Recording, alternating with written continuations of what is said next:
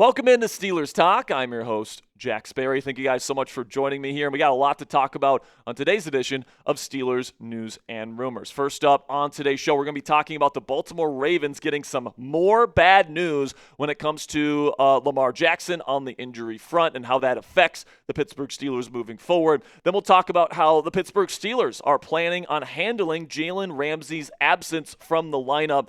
Potentially for sure this week and then probably next week versus the Cincinnati Bengals in Week 7. And then Arthur Smith took the podium today to talk about the state of the Steelers offense, talked about his usage of jumbo personnel packages, and as well as another reasoning for why the Steelers have not been throwing the ball down the field and why I think that's okay at this point in the season. Now, if we can get 1,000 likes on today's video, guys, I'm going to do a trade targets video on this channel in the coming days. All right, so if you guys want trade rumors, trade target stuff before the trade deadline here, which is in about a month here, so trade rumors are going to definitely get going here. Make sure you click that thumbs up icon if you want that trade content this weekend. So now let's get to some more bad news for the Baltimore Ravens, already sitting at 1-4 to start their 2025 campaign.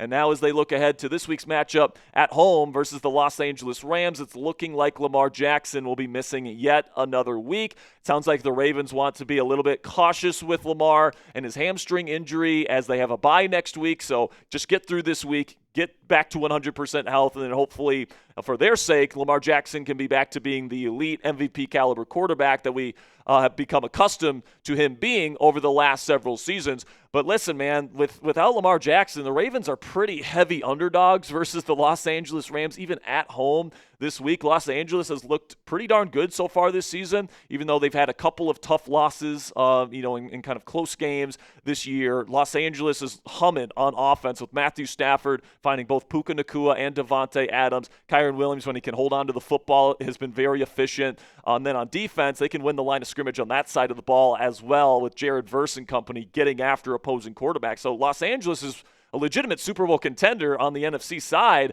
and Baltimore right now, they are giving up 35 points a game. That's not even a joke. That's dead last in the National Football League by a wide margin. There's some bad defenses in the National Football League, and you're going to have Cooper Rush leading the offense this week. It's like, even at home, man, I think that you'd be hard-pressed to think that the Baltimore Ravens are going to come away with a victory this week, which means they would be going to 1-5, and then over the next week here, the Pittsburgh Steelers play the Cleveland Browns, a team that they are favored to beat on Sunday. They got to take care of business there, but then they also got to take care of business against the Cincinnati Bengals, and we could be talking about a week from today, guys. The Pittsburgh Steelers sitting at 5-1 with the Baltimore Ravens sitting at 1-5. And if that's the case, and the Ravens really have a 4-game disadvantage about halfway through the 2025 NFL season, do we really think that Baltimore is going to be the dominant team that they would need to be to get themselves back in the AFC North race? They would have, 11 games left on their schedule? They would need to be able to go 9-2 to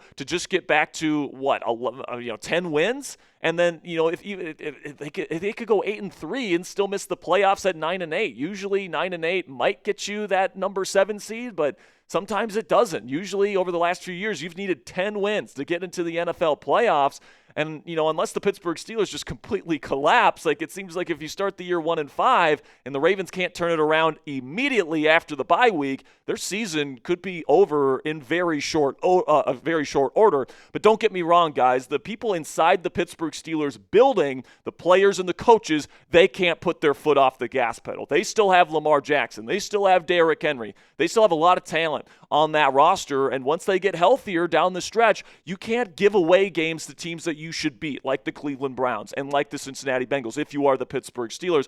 And it's good to see guys like Juan Thornhill say, the Ravens are not done. Trust me, they're not done. That tells me that Mike Tomlin has these guys focused in on trying to win as many games as they possibly can this year to stave off a potential run from the Baltimore Ravens late in the season. And I thought Dan Orlovsky kind of said it perfectly today on ESPN in terms of the Steelers' chances of winning the AFC North. He said this is the easiest division to win in the NFL. It would be a massive disappointment for Pittsburgh right now if they do not win this division. I could not agree more with Dan Orlovsky here because, you start the season 3-1. You could be starting the season 5-1, and we could get to a point in a week's time here where the Baltimore Ravens are sitting at 1-5, and the Steelers are sitting at 5-1 with a 4-game advantage almost midway through the 2025 NFL schedule. If that ends up being the case, man, like there's very, very little possibility that the Pittsburgh Steelers, give up the division crown without completely collapsing. And if that's the case, guys, I think it's probably time to move on from Mike Tomlin as the head coach of the Pittsburgh Steelers. If Pittsburgh doesn't win the division this year, guys, barring like an injury to like Aaron Rodgers that's like season ending, or Jalen Warren or DK Metcalf or TJ Watt, and you get all these injuries in the second half of the year, barring something like that, if the Steelers collapse and they can't secure this division in a year where this is the best situation for Pittsburgh to win the division in many, many seasons, then it's like, if you can't win it this year, then when are you going to win it, Mike Tomlin? We got you the veteran players that you wanted, guys like Jalen Ramsey and Aaron Rodgers and DK Metcalf. You built this team with a bunch of veterans that you wanted to go win now with, and even in a year where Baltimore has a down year, you can't win the division. If that ends up being the case, guys, I think it's time for the Pittsburgh Steelers to probably consider trading Mike Tomlin, going and embracing a full rebuild, drafting a new quarterback next year with a new head coach, and trying to get a first-round pick out of Mike Tomlin in a trade with a different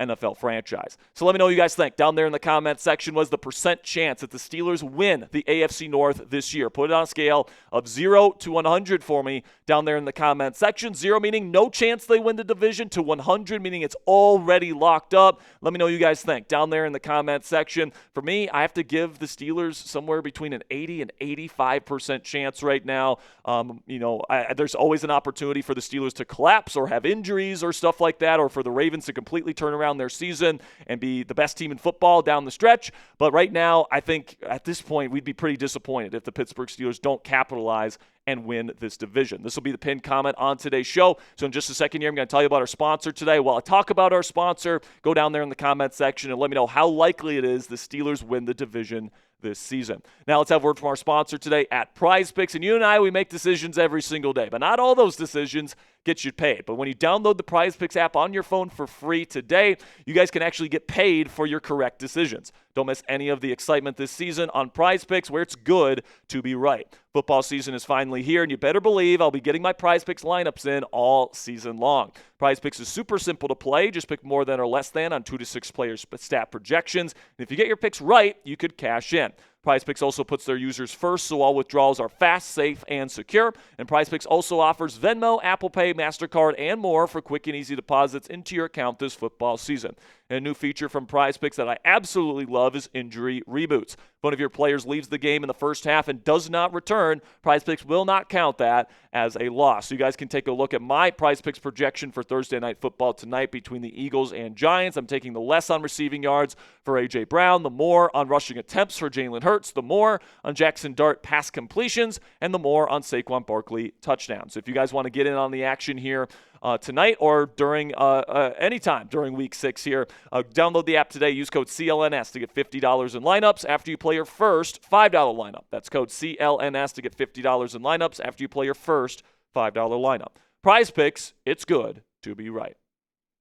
So this week, guys, it looks like Jalen Ramsey will probably not be playing for the Pittsburgh Steelers. The Steelers, I think, especially with these next two opponents being the Browns and the Bengals, even though you don't want to not take anyone seriously, especially within the division. I think that they do want to be pretty cautious with Jalen Ramsey to prevent further injury, and that he's going to be ready to go for a really tough stretch for the Pittsburgh Steelers schedule coming up with the Packers, Colts, and Chargers all in a row a little ways down the line. And Teryl Austin talked about today how they're going to have to replace him in their defense, which is difficult to do because Jalen Ramsey obviously is the Swiss Army knife that kind of makes this entire system go. Austin said this earlier today. Ramsey does a bunch of different jobs, so certain people will pick up certain jobs that he does in that regard. So we'll move forward, see what they do well, how they do it. There may be some things, obviously, that they can't do that he does, and there may be some things that they do a little bit different than he does. So as far as I'm concerned, guys, there's a couple of options what the Pittsburgh Steelers could do to address Jalen Ramsey,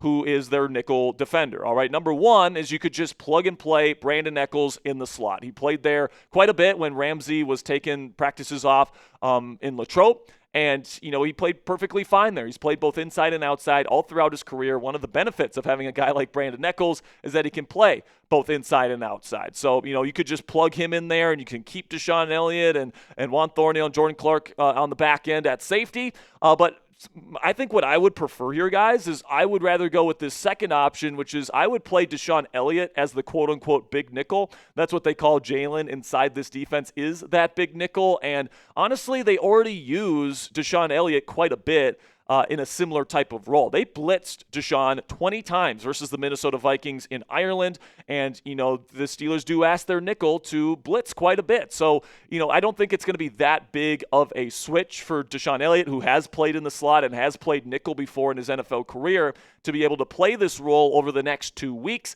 He's also a phenomenal communicator, so I think with the communication responsibilities that Jalen has as the nickel in this defense, I think that, having a guy like Deshaun Elliott kind of take up that role, somebody that's been in this defense, knows that role better than maybe Brandon Nichols does as a first-year player, would probably be more beneficial. And then in that case, if you're moving Deshaun Elliott out of strong safety and into the big nickel position, that means you can play Jabril Peppers at strong safety over the next couple of weeks. And listen, man, I've been advocating for this team to play Jabril Peppers. He had an over 90 PFF grade versus the Patriots, forced a fumble, did some really good things, and I think he could be a real value as a strong safety in this defense. So personally, I think I would rather put Deshaun Elliott in the slot and in that big nickels position, and then put Jabril Peppers at strong safety, as opposed to putting the slightly undersized Brandon Nichols in the slot, which doesn't really fit this Steelers defensive philosophy. But let me know what you guys think down there in the comments section. Who should start for the Steelers defense now that Jalen Ramsey is likely out for Sunday? Type BE if you think Brandon Nichols should start in his place, or type Jabril Peppers if you think he should get the snaps kind of alleviated by Jalen Ramsey's presence out of this Steelers defense. Shifting focus here to the offensive side of the ball, where offensive coordinator Arthur Smith broke down the state of the Pittsburgh Steelers offense, spoke specifically about the jumbo personnel packages, and I thought he had some really good things to say about Spencer Anderson, what he brings to this Steelers offense as a tight end. This is what he had to say. Spence is a hell of an athlete. We wouldn't use heavy personnel if we didn't think it would give us an advantage. And he's talking about specifically both Spencer Anderson and Darnell Washington there, how they're big bodies, but they're also really good movers. And they can move out in space, and they can climb to the second level if they ask them to do that. And, Spencer Anderson's played a lot of football for this team. There's been injuries in the past where he's been asked to play significant snaps for this team. And then also, according to Aaron Rodgers, we talked about this yesterday, apparently he's got some pretty good hands. And the Steelers have certainly been pushing that narrative out there that Spencer Anderson could be getting an opportunity to catch a football for a touchdown this week. Maybe that's just them playing mind games, because multiple people at this point have hinted that Spencer Anderson is going to be used as a pass catcher in this offense moving forward. So we'll see if that actually comes to fruition on Sunday. But also, Art took an in-depth look again at the lack of deep passes. And, the Steelers media have been really peppering questions to Aaron Rodgers and Arthur Smith about why the Steelers are dead last in average depth of target and why they are first in average time to throw, and whether or not that strategy is sustainable over a 17-game schedule. This is what Arthur Smith had to say. It's a very similar answer to what Aaron Rodgers said a couple days ago. It says, at the end of the day, we got a lot of reps, and when we call a play, I trust Aaron Rodgers. Sometimes you're trying to set something up or hit a double move deep. You don't have the look that you want. I call it the Uncle Rico move, where you see guys where they just launch once against a single high, and the guy just goes up and gets it. You can scheme things up, and maybe they bite on it and launch it, and the way you can hit the second level. So essentially, he's saying, guys, that he's got multiple plays in the huddle for Rodgers to decipher, and if he doesn't see the pre-snap look that he's looking for to be able to throw deep, he's checking to a different play, or he's throwing the ball underneath, as he should, by the way, because you don't want to throw deep in the two high safety coverages like the Steelers offense has been seeing all throughout the start of this season. I thought QB coach Tom Arth, who also spoke to the media today, weighed in on this quite well, gave some nice insight that I wanted to share with you guys here today. This is what Tom Arth had to say about throwing the ball deep and the lack thereof in the Steelers offense to this point. You have to play the play. If you're chasing big plays or chasing big opportunities down the field and the looks aren't there to do that, then you're going to have bad days. You'll be behind the sticks. And he's completely right about that, by the way. He says, for us, it's about taking what the defense gives us. and have our play calls. And if they give us tight coverage and one-on-one opportunities, there will be chances for us to go downfield. If they're going to play softer zones and they play it in front, then we have to continue to be patient and get it to guys who can do something with it. And that's exactly what the Pittsburgh Steelers and Aaron Rodgers have been able to do through the first 4 games. But Jack, you might be saying at home, is this really sustainable? Is this really something that the Pittsburgh Steelers can do throughout the entire season and be successful? And the answer to that question, guys, is yes. That is if teams continue to play 2 high safety coverages. If they continue to do this kind of stuff where they're daring you to run the football on them and they're daring you to throw short, the Steelers are going to keep doing that. And that, by the way, they should keep doing that if you are Aaron Rodgers, especially because this offensive line isn't the best pass protecting unit.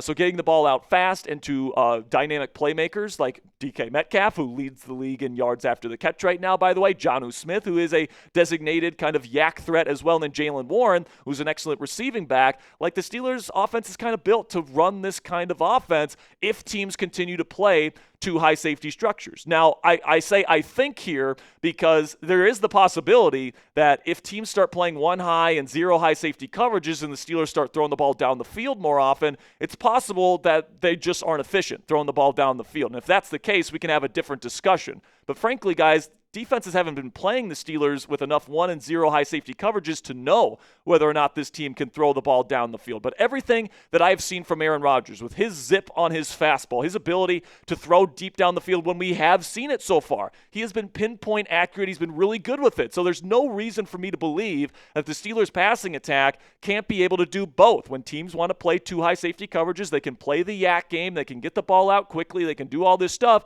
But yes, if teams, play more 1 high safety coverage and more 0 high safety coverages, which is what I'm expecting from them moving forward with the way that the Steelers have these jumbo personnel looks in the run game, I do expect DK Metcalf and Calvin Austin III and hopefully Roman Wilson to get more opportunities down the field, deep down the field. And I think that is coming, and I'm looking forward to seeing Aaron Rodgers sling that thing down the field this season. And guess what, guys? Guess who's coming to town here? The Cleveland Browns. And you know what they love to play? They love to play 1 high safety coverages. Now, they will kind of rotate to 2 high safety coverages at times, but with the Steelers' run game playing as well as it did with the jumbo personnel looks, something tells me that Jim Schwartz isn't going to be going out there in too many 2 high safety coverages. So I think this week versus the Browns, we will see the Steelers air it out a little bit more than what we've seen in the first 4 weeks, and I think it's going to work. All right, I really do. And I think that, guys like DK Metcalf especially, but potentially even Roman Wilson, who's got 4.3 speed, could really benefit from Aaron Rodgers throwing the ball deep down the field versus these more advantageous defensive looks